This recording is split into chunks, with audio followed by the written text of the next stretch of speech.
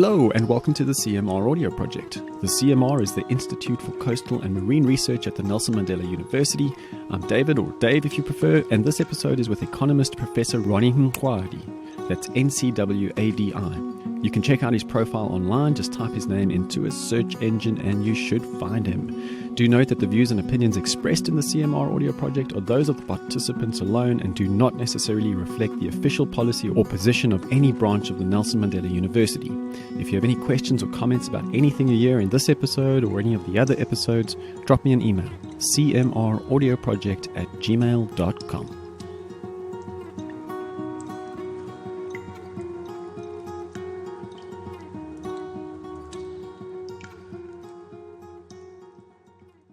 Professor, thanks for taking the time to do this interview. We've had some technology gremlins working against us already today, so let's jump straight in. Could you tell us your name, a little bit about your background, your academic position, how you ended up in the current academic chapter of your life, and anything else about yourself you'd like to add? Okay, my name is Ncwadi. I'm the professor of economics. At the moment, I'm the director of the School for Economics, Development and Tourism. My background is, my first job, if I paint my background, is I started off as a computer operator in the bank many years ago in the early 80s, where I worked as a computer operator in a building society. Then from then on, I went into bonds and loans division. While I was working as a computer operator, I studied on part-time basis at the then Vista University, which is now Missionville campus, Port Elizabeth. I did a BA degree specializing in economics. I did my BA honors in economics. And then 1996, that's when I moved in in fact, 95 to the university. I started in 1995 at the university as a manager of research administration, looking at the research grants and so on. My passion, though, was more on teaching. The reason I started part-time when I was in the bank was my aim was to go and do teaching in a high school or something like that. But for some reason, then the door was open at the university and I worked from there as an administrator. And then in 1999, I became a contract lecturer in the economics department. After that, 2002, I got a permanent job as a lecturer in economics department. And then academic life started going on from there. So you've had a nice jump from the administration side of things into lecturing, education. Could you talk about how that was a change for you when you were doing something more administrative and then the change to working with people in an educational context? What was that like for you? It was a big change. Of course, as I said, I always had a passion for teaching, because when I started at the UPE, the then UPE, in 1995, I also had some part-time tutoring position at this Technical Southern Africa, which is now UNISA, where I was teaching students, economics, first-year students. So going into full-time lecturing at the university was always in line with my passion, because that's what I wanted to do. In the administration, as much as I enjoy to manage research, but it became very boring for me because it was almost the same thing, same files, same meetings, same committee, take minutes and so on. So I wanted something dynamic. I wanted something where I can create knowledge and share skills.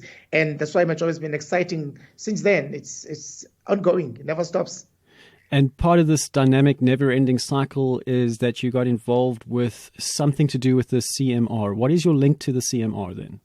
Well, I'm there as an economist. That's my role, because I've also been involved with the project on oceans economy with the Office of the Premier, where we looked at the socio-economic impact of oceans economy, evaluating the impact of Pakisa, for example, project as to since when, how, since they established that Pakisa project, how has it impacted the socio-economic lives of the people. So since CMR is dealing with the whole coastal management, and my role there is actually more socio-economic impact of the oceans economy on the livelihoods of the people that live along the coasts. I did a certificate in marine studies in 2004, and one of the requirements in that project was to present a paper as an exit module. And my writing there was on how the oceans impact on terms of the exports. And then secondly, I look at the livelihoods of the bait collectors, the guys that work along the beaches and collecting baits on a daily basis, how it improves their livelihoods and pricing strategy and so forth. So that's more my involvement in terms of my membership in CMR. Did you get to speak to those bait collectors? Indeed. Yeah, the findings were shocking. I mean, look, I presented that paper at the university, I think 2004, 2005. Hall was packed, and I presented the experiences of the bait collectors. One of them was that they cannot set the price. The price is dictated because they sell to the passers-by or the fishermen that comes in. They want to do some fishing and they go and buy bait from them, but they offer. And also I found a level of kind of a bartering system where they don't actually get the money. They actually get a pair of shoes and things like that, or a shirt or food sometimes. So it sort of, in that way, was a struggling economy, and they were not organized as an entity. So they worked as individuals just for day-to-day living. So in the subsequent 15 years, what would you say are the main changes in context from then to now? If you think about yourself speaking to those bait collectors, what do you think they would tell you now that's drastically different from then? Well, I'm pretty sure I'll get the same answers. It hasn't changed. It's exactly the same. The thing is that the oceans economy, as much as it's a project from government that they're trying to drive this, it's always been there. There's always been people doing fishing, working in the oceans for years and years. But just it came to the attention of the government by using Pakistan, Operations Pakistan, to boost economic growth via oceans economy. But the thing is, question we should ask ourselves, are the people ready? Are the people that the government is trying to help ready for it? Are they aware of it? So in one of my talks, I said we need to do I think Operations Pakistan should have been preceded by a very wide-scale socio-economic, socio-cultural, socio-religious studies to collect the ideas and perceptions of the people about the ocean first, before we drive a strategy to say we want to grow the economy and create jobs using oceans economy, because it is a very high skill kind of level people to work in oceans economy, your boats, repair. You need a skill, things like that. So people are trapped in the elementary phase of it. There's no breakthrough at the moment in terms of transforming the oceans economy and also creating real livelihoods for people that are in the oceans economy, including small and medium enterprises, especially for Black communities. There's no breakthrough there at all. Absolutely nothing. So those bait collectors will tell me same story. And if I could ask you to conduct a slight philosophical activity and imagine what would this post-Operation Pakistan actually look like in terms of the structure of small to medium scale enterprises interacting with each other? If it works, if there could be kind of you see, the problem in South Africa has good policies, but the problem is implementation and the style to implement it. They haven't got a method to do so.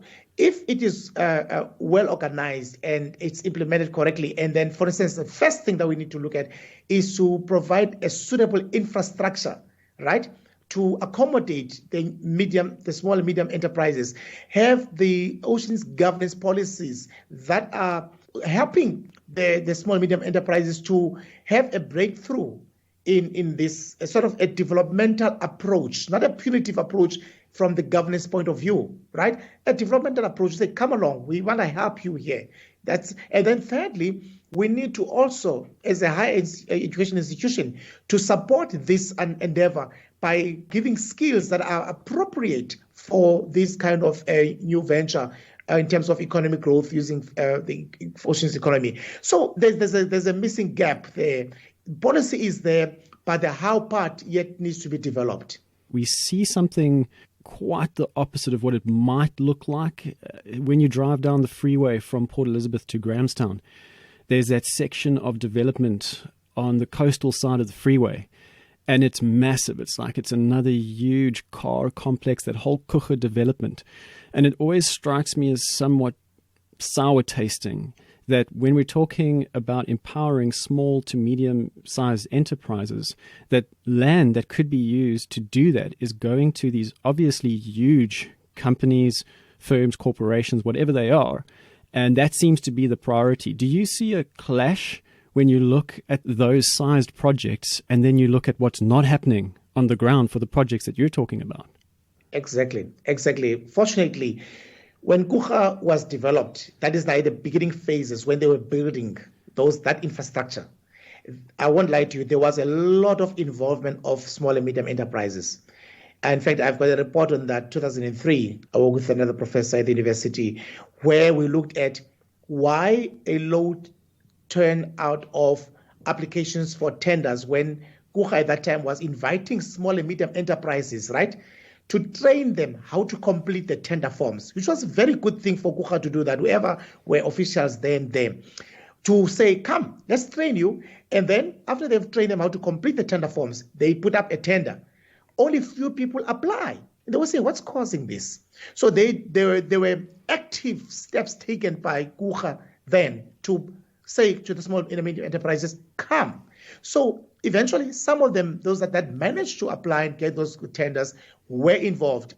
My role there, my research was focusing on the construction industry, for example, the emerging contractors that were used to build some of the infrastructure in Kucha. And the results were quite pleasing to say how they were trained and how they benefited. But when Kucha was there, or when Kucha arrived, now Kucha as such, like offices are there, the thing is going, you don't see small and medium enterprises at all. You see large firms, which as a small enterprise that if you drive past, it frightens you that it's a no-go zone. I will never get there. You know, there are foreign companies there. So there is a complete absence of these small and medium enterprises. You don't see them there unless implicitly, internally, they come in perhaps to maybe provide catering internally, you know. But physically, you don't see anything of that sort out there. So it kind of excludes the small and medium enterprises, unfortunately. That's from what we can see. That's anecdotal evidence. But one is yet to go into this and test to see what is the extent of the involvement of small and medium enterprises in Kucha as it stands today. That can be a brilliant study to be done. So far, we don't have any, haven't cited any of those kind of publications that deal with that. So you've said that people were trained to fill out tender forms, but when the tender was open, not a lot of people applied, right? And I think I heard you say in your inaugural address that in certain communities, there isn't a drive towards entrepreneurship. I think you said exactly that people would rather have an office job where they walk into the office job with their briefcase and their suit and tie. So what's happening there? It's sad. It's a sad reality. I grew in PE. This is my hometown. I was born and bred here. Likewise. I studied here all my my degrees and so on. Now, the thing is, the small and medium enterprises, there is no drive for it. The young people, in a study we done 2018, 2019 with my honor student, we did an assessment among young people. The preference for these young people, they prefer to get a full-time job than entrepreneurship. There is no drive to encourage real entrepreneurship. I've got a chapter in my PhD thesis where I refer to tenderpreneurs, that people form a business just to apply for a tender. If they don't get a tender, that business is disbanded. And this is reality. I did field work, 452 respondents in my PhD. I looked at people that were trained to run small businesses through the so-called local business service centers, which is called CEDA today. I got the addresses. I went like door to door to those addresses and say, look, you've been trained. How is it going? A number of them, when I got there was not even a business existing. I phoned one guy. He says, look, I'm at work. I said, but aren't you supposed to run a business? He told me straight. He says, look, I established this business. I applied for it, got it approved. It was just merely to apply for tender. And I didn't get the tender. I went to look for a job. So that is the thing at the moment. We are not developing entrepreneurs in South Africa. We are developing tenderpreneurs. People, because there's nothing wrong with the tenders. A tender should be seen as a startup to say, look, here is a capital, because we don't have a capital. But the next time around, you're supposed to then jump from there and start establishing yourself. But it's not happening. They are going from one tender to the other tender. So we don't see there are no role models for real entrepreneurs in this region where I'm sitting in Port Elizabeth. No role models at all. And then when it comes to universities and TVET colleges, I've discussed with several people at TVET colleges, we only teach theory. We don't invite the practitioners, even if the guy don't have a degree, but he's a successful businessman or businesswoman in the townships, should be invited at either universities or technical TVET colleges to come and give a speech. Come and tell us, what are your experiences that is missing? Now, another thing, the people that are in the support organizations, like entrepreneurship support organization, they themselves are not entrepreneurs. They are there because they got a job. So the guy is not an entrepreneur. He has got no practical experience to run a business. He talks to you from a theoretical point of view. So those are the constraints why we don't see real entrepreneurship drive in South Africa and in Port Elizabeth as well. It's because you don't get this drive. It's all about just to chase for a tender. If you don't get it, then it's over. You don't have to worry about it anymore. So that is a problem that we're sitting with. I wonder if it's also a political failing to some extent, because politics is full of people who have stepped into jobs, right? They aren't entrepreneurs themselves. And then they are sometimes charged with the task of managing this, what would you call it, economic motivation within society at large. How do you see the realm of politics as influential here? And the reason I ask that is you once wrote a paper where you said that racially biased policies have a negative impact on the economy of South Africa in the long run. I know I've branched out from one question into a different one, but I think they are related. So could you talk about this paper and its conclusion, perhaps in the context of the previous decade of decline in South Africa? It seems also rather relevant because during COVID, and I could be wrong on this point, but I believe that non-BEE compliant businesses were not eligible for relief support funds, right? And those support funds would have gone to entrepreneurs. So I could be wrong about all of this. Please correct me if I am. I'm just curious about your thoughts on any of it. You refer to my paper, which refers to Black economic empowerment post the post-apartheid South Africa. To be honest with you, in the wake of what you've heard about COVID-19 and all the problems that went with in terms of the funding and the corruption and so forth, I am going to revisit that paper. I'm really going to revisit that paper. But that paper now will take a slant of COVID-19 implications. I have to do it. I'm obligated to do that because I feel strong in my heart that I have to say something of what's happening in terms of the economy. In that paper, I'm talking about racially preferred economic policies. As much as there's a merit in Black economic empowerment, I support it 100%. It is a good policy which needs to really level the playgrounds to say that because we're previously disadvantaged, we're trying to pull you up now to a particular level and towards a particular direction. We are creating opportunity for you to develop and be your own boss for that matter. However, it is plagued with a lot of corruption, right? The development, well, there's no development. Now in South Africa, what you notice is, look, I speak as an economist, I'm not a politician at all. Being a political activist in South Africa is actually driven by socio-economic issues. It's an easy way to really get somewhere in life in terms of the career. It's career opportunity. It's driven by that, to say, look, this is a shortcut for me to really drive a nice car, have a nice house, and so on. So that's why when people get there, you don't get that loyalty anymore, right? And we've seen that through the lifestyles of the politicians, and everybody desires that life. Young people look at this as role models. And they feel, well, why bother? Why should I spend time at university and so on?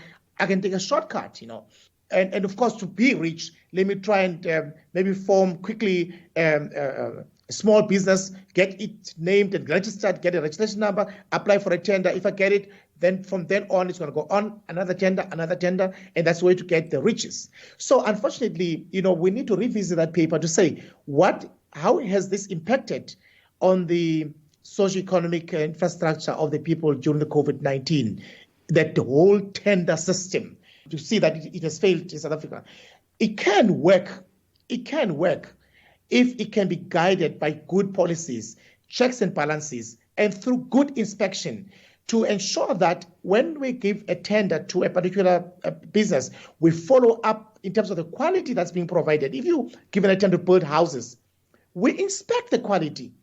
If you're given a tender to give scholar transport, scholar nutrition, we inspect the quality of those cars, inspect the quality of that food that's given to children. Even this tender during the COVID-19, the masks, there were talks that the masks are of poor quality. we can't give money without following and checking the value of the spend. But we miss that big time in South Africa. And I think in my next paper, to revisit my comments on that particular paper on Black economic empowerment post-COVID, post-apartheid South Africa, I will have to revisit all these angles and check to see how we've performed in COVID-19 using the same strategy that we used before COVID-19 in as far as Black economic empowerment is in South Africa.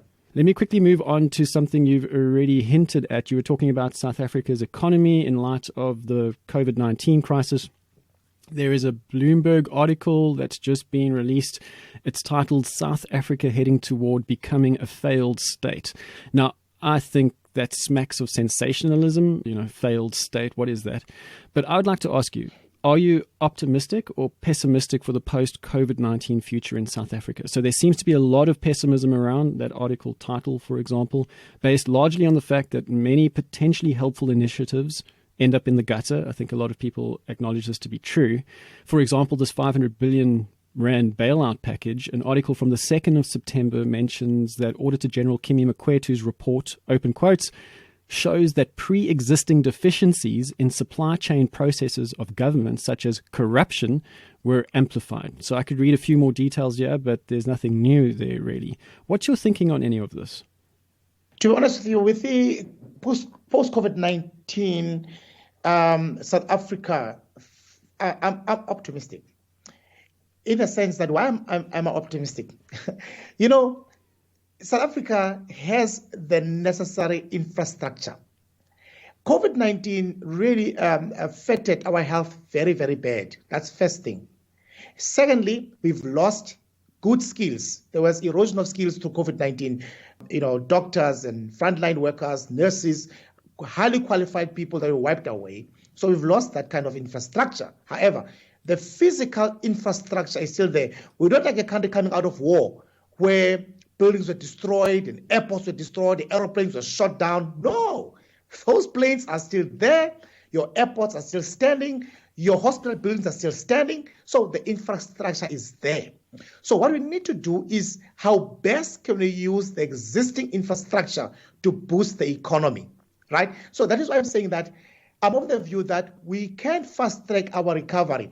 The only enemy we have is all the distortions in terms of corruption, deals that affect this. Because if there's corruption, you enrich one person. Minus corruption, you are able to enrich everyone that deserves to get access to whatever tenders you have and so forth, empowerment programs, right? So as long as the infrastructure exists, question would be the utilization of that infrastructure to the best optimum level. And that's where we lack. So I'm optimistic, provided we can have very good policies, very good laws that ensure that we rebuild this economy using the existing infrastructure. We do have infrastructure. So I'm very positive about post-COVID-19 recovery, provided we can just minus the element of corruption. I was pleased to hear that President Ramaphosa did address very recently in one of his speeches the issue of corruption and was saying how that's one of the number one priorities for his particular branch of government, which strikes me as odd because it is the branch of government that is battling with corruption. So I often feel a little bit confused about how the people who are already possibly problematically dealing with things are then charged with the task of fixing things. How would you respond to that concern? Look, at the moment, if I'm talking from the spectator's side, point of view, when you view what's happening in the ruling party, it displays some divided ruling party. Yeah. That when President Ramaphosa wrote the open public letter to address issues of corruption, it was again the members in the very same party that actually spoke against the letter. You know what I mean? And therefore, to me, there's two sides there. There are people that says we're in for corruption, and the others that says look, away with corruption. So it's a divided party. So how do they then, the ruling party, start to unify itself? The thing is, how do you get the country? How do you break down the country? You break down the country by weakening the institutions, weakening your Chapter 9 institutions, weakening the institutions within the economy. Once the institutions are weak, then you are able to run away with murder and do whatever you want to do. You have to work on the institutions first, strengthen them. And then we say no to corruption. That's it, take it or leave it. Why stay here and supporting corruption? So we need to strengthen our institutions, and that is where South Africa has failed, is to strengthen the institutions that govern the infrastructure. If I make myself clear in that, I hope I'm clear, in that you see, there are 4 variables to build the economy. I'll mention 4. There's just 4. Not many, 4. It is your population, 1. It is your resources, that's 2. It is the technology. Technology means your human skills, your knowledge, education. That's 3. 4, it is what you call undefined X. What is an undefined X? It is your institutions. The rest of the 3, population, resources, technology, are governed by your institutions. If they fail, all other 3 will fail. We need to revisit our institutions and check how we can strengthen. If you strengthen institutions, everything will be fine in the economy. As I said, we have the infrastructure, but how will the institutions deal with these resources at their disposal? So you said you're optimistic about South Africa's future if we can iron out some of these major creases and jump over some of these huge hurdles such as corruption. Let's see how that pans out. I think personally, I feel like more people have to hold government accountable. I think our previous guest for the CMR audio project mentioned that. To get people accountable at very high levels, you have to have the populace push for that. So I think, I'm not encouraging any kind of activity, but rather brainstorming on how you could get together and make your voice heard as people who really would just be demanding what they should be getting in the first place. Isn't that the deal? Isn't that the contract, right? You're a public servant. Serve the public. Power, in my opinion, is derived from the consent of the people. And in South Africa right now, I'm not sure how many people, regardless of race, religion, gender, I'm not sure how much consent there is for a very high-profile organization to be running away with some of the funds and resources that are necessary to strengthen the organizations that you're talking about. That's just my 2 cents. Let's stay in some potentially optimistic territory here. Would you mind talking about what you think the primary areas of entrepreneurial opportunities are in the post-COVID-19 world compared to the pre-COVID-19 one? Okay. Now, post-COVID-19 entrepreneurs, definitely they should brace themselves for the new normal. That's the thing. The structure of the economy is going to change.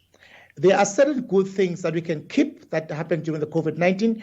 Of course, we know that there was health risks that we need to fix, but certain good things that happened was the the online systems that we used hugely during COVID-19. Also at the door of 4IR, Fourth Industrial Revolution. So I think we all been pushed now into electronic ways of doing things, like your meetings via Teams, via Zoom, and all these other platforms. Businesses there will be people, for example, post-COVID-19, that will still be risk averse to go to shopping malls. Yeah, they will continue with this fear because they've experienced trauma during COVID-19. They've lost friends, they've lost husbands and kids. So the trauma is there. They are not going to go look at your goods in your window for window shopping. They're not going to do that. So we have to strengthen on advertisement. We have to strengthen on people accessing your goods via online, usage of website where they can see your goods. People should be able to buy their groceries sitting in the comfort of their homes. Open up your page, tick what they want, enter their card number, and then it gets into your grocery store. Then we need to look at the transport sector, how we up the game in terms of the transport infrastructure. We have a delivery van here that will deliver the food or groceries or whatever stock door to door. So I must be able to see the goods in your business online. I don't have to come to your store. I must do my window shopping from my home. Send a guy, deliver my goods. So we need to strengthen that. The businesses post-COVID-19 will definitely need to up their game in the online platforms. There will be those that will go to the malls, but I promise you there's going to be a number of people that will never go again for window shopping. They would rather sit at home and buy. And of course, when you go online, you can expand your market size in that a guy will sit in Europe He can see, oh, hey, there's a store in South Africa. Small businesses must capitalize on this. I want to address them now on this one. It is their opportunity to market their goods even in Europe, London, and the US, because just of website. I'm sitting in KwaZulu Township. I'm doing clothing or making clothes. I'm selling these particular goods. I'm doing this kind of service. A guy sits in New York City. You can say, hey, but here's a guy in KwaZulu. So my advice to small businesses: the old order is over now. Let's think electronic systems, online platforms, internet, website, and our business will flourish. You've just said that the old order is over now. That is applicable to so many contexts. One of them is finances, right? We're at a stage now where even the US dollar, well, to someone like me who doesn't just think of it as cycles, but who sees it more as a curve, like a hockey stick curve that's now getting really steep, it doesn't look possible for the USA to ever pay back its debt. In fact, I think it's unpayable. It's a debt-based currency. So we're seeing even some of the world's most powerful and influential nations kind of hit the end of fiat currency that's printed on a computer screen in a bank that then is issued into your own bank account. It's all digital, online. And what do you think of the role of cryptocurrency as a means to decentralize from those kinds of centralized banking fiat currency systems? Well, as far as cryptocurrency, it's fiat money. It's not really money that one can actually use as even a reserve currency at the moment. So I haven't studied a lot on that kind of area of things, but that's just my opinion. There are people that are doing a lot of research. I've seen papers on cryptocurrency. My colleagues in my department that has written papers on cryptocurrency. That hasn't been my area of passion, where I really studied and did deep research on that to comment, on that kind of things in a confident way. But however, in my opinion, it is now something that can even be used as reserve currency at all, because of its nature. Wouldn't that be a benefit, though? Because our reserve currency is putting money in a pot that a very small minority of people have control over, and I think that kind of centralized power makes it very easy to not know what's happening with that money. And I think that links to the previous topic of corruption that we've already discussed. You've mentioned people in a township, for example, selling things online overseas. What if those people were able to not have to, it almost sounds like it's a tax avoidance problem, but I'm wondering if you were able to then trade directly with someone else who's also recording their sales through cryptocurrency, because you can exchange money through online wallets. Again, it sounds problematic because it sounds a little bit like you're dodging tax revenue and those kinds of things. But I think this might be part of our future. Does that scare you as an economist? Well, it does. It does, in the sense that, then to talk about the value of the currency. Look, we've got a reserve bank that looks at the money exiting the country, the money coming in. We do national accounting systems, so we know in terms of exports and imports and all those things that have an effect. So that whole system will just crumble, because then there's been no record of how much money is leaving the country, how much money is coming into the country. So to me, I think we still need to monitor our financial system, because you remember 2008, one of the things that South Africa was good at was its financial controls in terms of the inflow and outflow of money. And that gave us the strength to weather the storm of 2008, while many countries went into a complete decline. We declined, but we still managed to sail through that storm simply because of our financial regulations. I think we've got one of the best financial regulations in the world.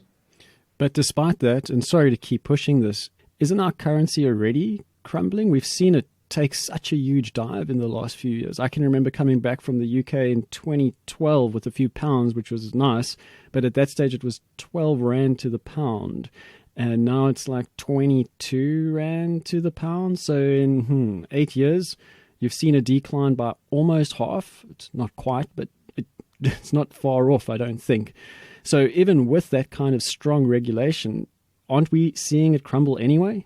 My worry when it comes to that, I'm looking at not necessarily the nominal exchange rate, which is buying currency and selling currency. One has got to look at inflation as well in this thing. So in other words, what you need to look at is the purchasing power of that currency. Let's say you're sitting with $2, and I'm sitting here with a 2 rand, and of course look at the exchange rate. Now we're talking about 17 rand to $1, 17, 8 rand to $1. Fine.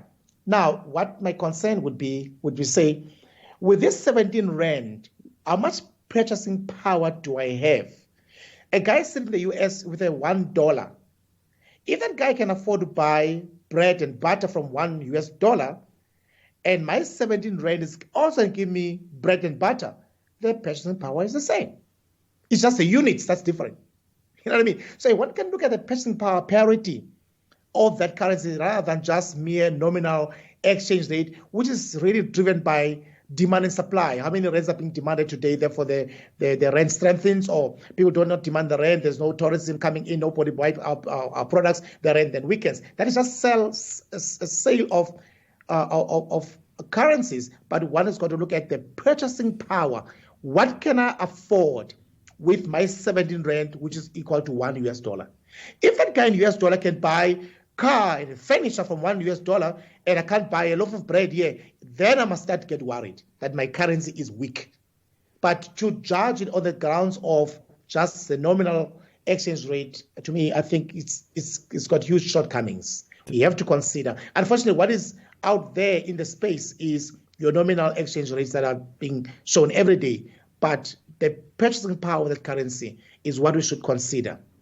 Yeah, thank you. I think that's a great answer to my question there. And I agree, it's not a great way to judge the value of a currency by looking at international standards. I'm going to ask you your final question. Do you have any recommendations on books, films, documentaries, podcasts, or anything that you're interested in, not just academic? Personally, the books that I'm reading, for instance, I like to read books that have some economic touch. For instance, the book by, I should refer to my students last night, Robinson and S. McGlow, who talks about the institutions, why nations fail. And I look at that book, and then Joseph Stiglitz's books looking at globalization and its discontent, and of course there's a revised book as well on that. So those are kind of books I'm looking at, issues of poverty, who is poor, how do you define poverty? Amartya Sen talks about capabilities and so on. So books that I read are very much, when I go to the bookshops, I'm very drawn to issues of socio-economic matters and things like that. That's just generally, I watch sport. I don't run crazy with it, but I do watch the soccer, local soccer especially. I don't follow the overseas sport, but local soccer, yes. I watch There's not too much of that happening right now, and sports fans are really struggling for content.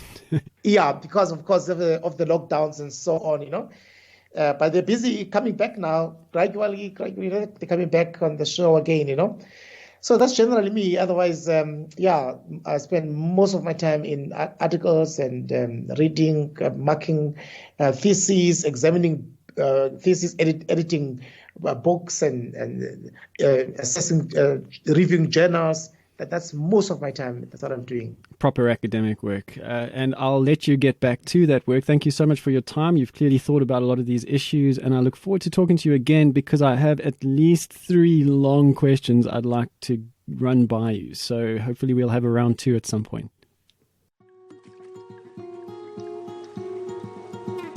That brings us to the end of the episode. Thanks for listening. Questions or comments, go to cmraudioproject@gmail.com. Past episodes are available for download at www.archive.org.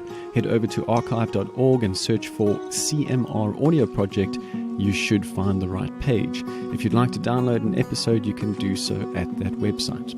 You can also check out what's happening at the CMR by visiting cmr.mandela.ac.za. Many thanks to the talented Kendall Beeden, who composed and recorded the theme music for this audio project. His email address is kendallbeeden@gmail.com. Thanks again for listening. Until next time, may the tides of life treat you kindly.